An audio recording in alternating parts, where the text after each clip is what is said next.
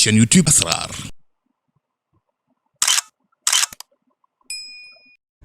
ba tey ñi ngi leen di nuyuwaat bu baax di leen siyaare ñi ngi leen jaajëfal tey nag jigéen ñi nga xamante ne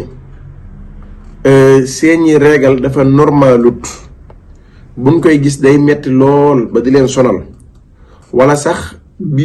waxtu yuñ koy gis jot te duñ ko mën a gis loolu tamit ba tey ngelawu seytaane da koy def rab daf lay dugg ba di sa régal ñàkk normal dinaa leen ci may benn xaatim boo xamante ni képp ku ko jëfandikoo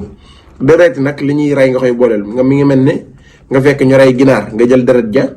wala nga fekk ñu rey xar nga jël deret ja wala nga fekk ñu rey nag nga jël deret ja boole ko moo sangoo ko insha allahu sa régal heure bu waxtu wa jotatee dina ñëw normalement te tamit bu ñëwatee du ñëw di dagg-dagg wala muy ñëw muy metti ba di la sonal ba da ngay mujj dem hôpital loolu dinañ leen ko may ci mujjantal gi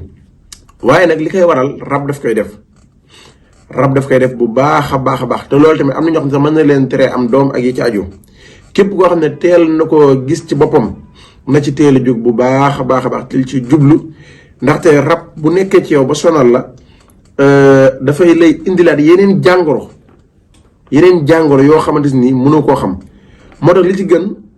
yu mel noonu booy jànkonteeg moom nga njëkk a seetlu ndax bu dee ko mën a seetla lool bu la seetlee dina la wax li nekk ci yow dina la wax li koy saafara ak bu wan yoon nga xam ne mën na koo dindi ndax nit ñii dañ leen liggéey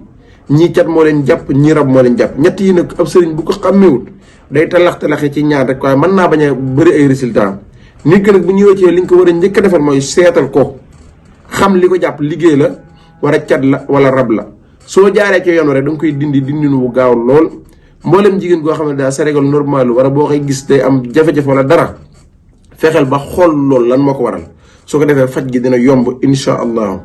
ku mën a bindul nag juróom-ñaari ayatul kursi yu